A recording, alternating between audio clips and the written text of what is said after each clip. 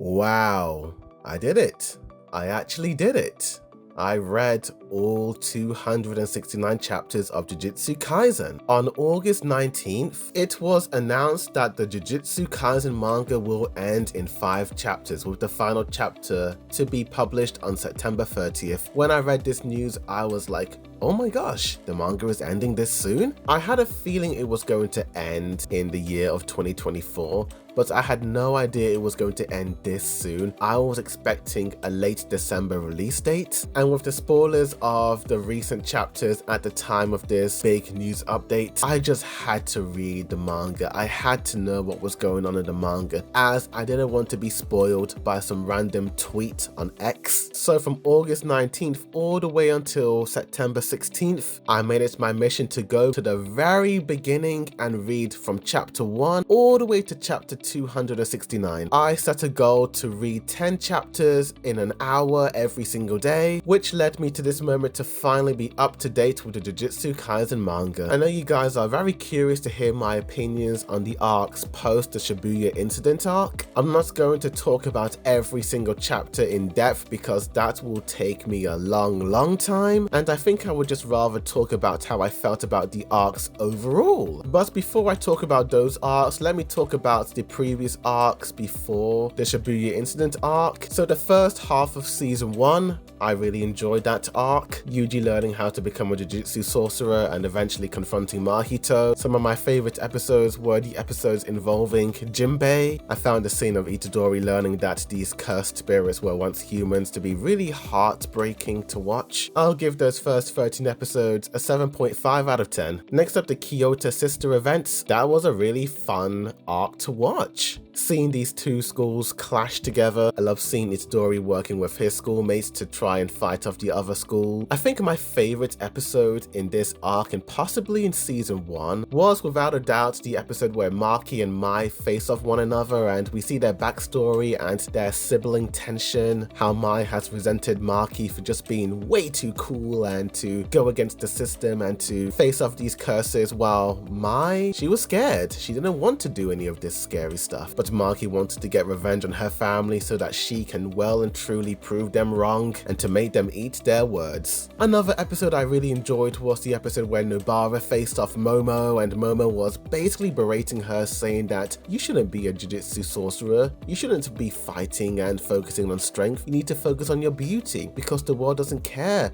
for female sorcerers. Nobara didn't give a damn about any of that, she's just Nobara Kurosaki. That was the episode that made me really enjoy Nobara as a character. I didn't like her before this episode. I think she sucked. I hated the way she belittled Yuji and berated him over and over again. It gave me Sakura vibes and I wasn't here for that, but seeing her strength and seeing how awesome she was facing off Momo, I came to like her. And then seeing the unlikely bond of Yuji and Todo, mate, that was so fun to watch. Seeing the two of them try and face off the cursed spirits, seeing both schools teaming up with one another to try and take down the villains, it was really nice to see. And for that, I'll give it a 10 out of 10. Very good arc. The arc after that, the Dead Painting arc, was a step down from the Kyoto arc. I wasn't quite a fan of the villains, and the story did feel a little bit messy at times. I did struggle to understand what was happening, but I must admit, after rereading the arc, it's not that bad, and I love Yuji, Megami, and Nobara's friendship. It's truly the arc that strengthens their friendship. I'll give it a 7 out of 10. Then we got the Gojo Past arc. I know a lot of people like this arc, but I wasn't a big fan of this one. Yes, the fights were really cool to watch, and it was very heartbreaking seeing Rika meet her end. We truly do see why Suguru Geto ended up being who he was. Being isolated from Gojo and having to take on missions really did change his mindset to make him more pessimistic, and his hatred towards humans without any sorcery abilities really manifested in this arc. And I think that arc made me enjoy the Zero movie a lot more, but I didn't quite connect as well to this arc compared to other arcs, which was the first 4 original chapters that preceded the main JJK story arc, the Zero movie. I loved the story so much. I loved that movie. I think it tied with the Kyoto sister event as being one of my favorite arcs. Yuta is such an endearing character, and I love Maki, Inumaki, and Panda as a team. Hot take, but I think I prefer this team more than the Yuji, Megami, and Nobara team. I will give the Hidden Inventory / Premature Death arc a 6.5 out of 10, and I'll give the Zero movie arc a 10 out of 10. Then we come to the main Shibuya incident arc, which is possibly the peak of JJK, depending on who you talk to. It was just devastating seeing characters like Nanami and Nobara meet their ends, Sukuna taking over Yuji's body and trashing Shibuya, Yuji crying and being devastated and giving up. Mate, Yuji didn't deserve any of this emotional pain, but Todo being the big brother to Yuji that he needed, inspiring Yuji and making him not quit, was really awesome. Yes, Yuji did find Todo annoying, but I think Yuji needed this Todo right now to slap him back into action. I'll give Shibuya a 9.5 out of 10. I did think the pacing was a bit slow at times in the arc, but it was still good nevertheless. Warning, if you're an anime only and haven't been caught up to the manga yet, then do be warned, there are heavy spoilers regarding the future beyond season 2. You have been warned. Next up, Itadori's Extermination arc, the mini arc where Yuji is sentenced to death and his executioner, Yuta. What I loved about this arc was Chozo also fighting alongside Yuji and helping him any way he can, and I think I like this arc because it ended with Yuta actually being on Yuji's side to begin with, and he was just acting just to make the higher-ups think that he killed Yuji, and I was so relieved. I thought Yuta was on this revenge path after what happened to Inamaki and Gojo, but no, Yuta is still a good boy, and it's great seeing these two protagonists teaming up together to try and take down evil. I'll give this arc a 9 out of 10, but next up, it is the perfect preparation arc. While the first half of the arc was just a setup to the Culling games with Master Tengen being revealed, mate, what a creepy design, dude, showing the gang the back of the prison realm that can be used to free one Satoru Gojo. It was actually the second half of this arc, the annihilation of the Zenin family, that really caught my attention, and I was just eating up every single frame. Everything about the entire Zenin family was just so good. It was so well written. You think Megumi Fushiguro is going to inherit the family fortune, but no, the clan are willing to kill him, as well as the daughters of the Zenin family, Maki and Mai, for attempting to free Gojo. Mate, Maki's dad is just an absolute piece of trash garbage. Yuck. Hate the guy. You really despise this family for the way they treated the two girls. I mean, it's one thing to attack your daughters, but to then drag their bloodied bodies to where two cursed great spirits are going to eventually eat them up, mate, that is just sickening work right there. It's so sad that because Maki didn't have any cursed energy, and that held Mai back, and that was a big stain on the family, and her last dying breath was for her big sister to destroy everything. Oh my gosh, she went ahead and destroyed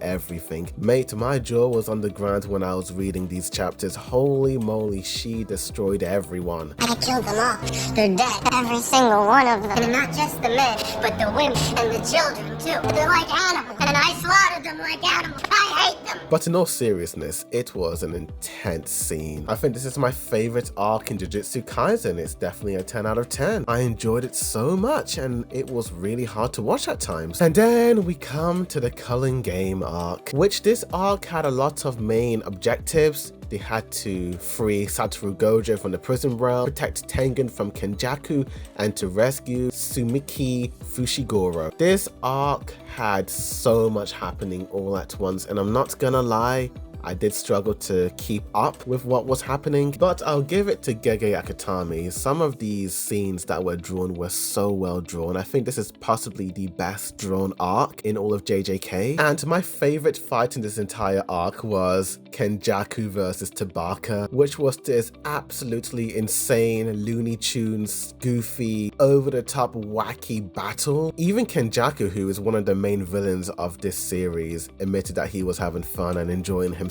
while battling this guy. But all of that was for Kenjaku to lower his guard so that Yuta can deliver the final blow and slice the dude up. But apart from that, I'm not gonna lie guys, I didn't enjoy this arc. The Culling games was a little bit of an underwhelming arc. The entire story and narrative was incredibly messy, and so much was just happening all at once, and I was struggling to keep up. I think reading hundreds of chapters back to back didn't help. Apart from Tabaka, I didn't like any of the new characters they introduced at all. I had zero connections to them, and I just felt nothing when they were all fighting. I was still interested in what was happening with Yuji and Sukuna, Maki and Yuta, and even Fushiguro. Most of the characters in JJK feel more or less grounded in reality, and excluding Tabaka because I like the guy, all these new characters just felt a little bit out of place, and I'm not gonna lie, they kind of took me out of the story a little bit. Maybe when MAPPA eventually animates this arc in 2 years' time, they can hire some excellent voice actors and actresses that can hopefully make me appreciate these characters and hopefully fix the messy pacing of the Culling Games arc. Before watching the final season, I never really cared for Gabby Brown in the manga. I had no feelings towards her, I didn't like or hate her, but when Miss Sakura came in to voice Gabby Brown in the final season of AOT, my opinion on Gabby completely changed. I started to care for the character and I felt bad for her. How can that no good delinquent Eren Yeager come into her backyard and trash it? I started feeling for Gabby and hating Eren for what he did because the voice actors did a good job at the time, and then afterwards I went back to disliking Gabby. Lol. So this goes to show you, dude, that if they hire good voices to voice certain characters that I don't quite like, I could end up enjoying these characters and rooting for them in the end. But I'm not gonna lie guys, this might be the worst arc of JJK in my opinion. It's a hot take, but I'm gonna give it a 5 out of 10. Really nice artwork and some cool fights, but just not for me. But the Shinjuku Showdown arc, oh my gosh, dude. This was a huge improvement over the Culling Games arc. Once again, I became invested in the JJK story and the characters in it. Gojo was finally released, and I loved seeing all the characters just watching Gojo fighting Sukuna. The way it was staged reminded me of Dragon Ball Z, where characters are fighting one another and then the side characters are giving their commentary and their thoughts and opinions. Oh no, Gojo is losing. Oh no, why is Gojo doing this? I didn't expect Gojo to do this. It just made for a very enjoyable fight to watch. I didn't expect Sukuna to take over Megumi's body and for him to be this damsel in distress. Megumi throughout the entire series was so set on trying to save his stepsister and to try and help people out, but now he's the one who needs rescuing, and then Gojo is defeated. Of course, I was spoiled on this. I knew this was going to happen because the internet just can't stop shutting up about this battle. So it's up to Yuji and the rest of the gang to try and take down Sukuna, and towards the end of the fight, I really loved this moment between Sukuna and Yuji. Chapter 265 might actually be possibly the best chapter of JJK. Yuji tries to see if Sukuna still has any humanity left inside of him. It's just a beautiful chapter of Yuji starting to realize that in order to have a satisfying death with no regrets, you need to live a life where you appreciate the simple things. Seeing Yuji and Sukuna